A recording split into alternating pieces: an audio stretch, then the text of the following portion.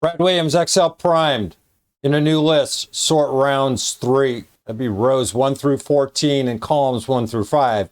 And remove the last 5 lowest scores. We're going to use the drop. What does drop do? Well, it's going to remove whatever our parameters are. We have to sort first.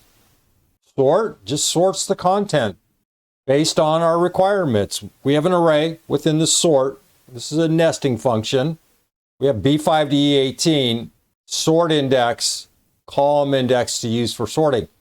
We're going to sort by, here we said sort round 3. Sort this last round.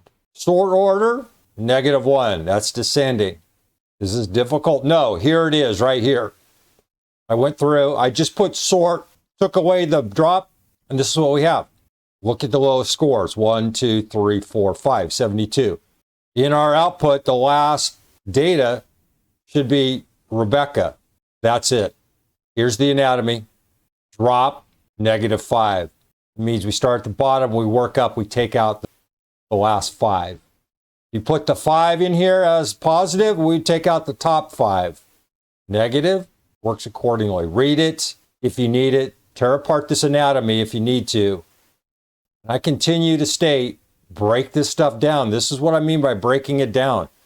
You take this argument, separate it from drop, and look at the outcome. You can do the same, just take drop, get rid of sort, follow the arguments. In other words, you have to keep that array in there, and -5, and you're going to get all of this data without any type of sort. Brad Williams, Excel Prime.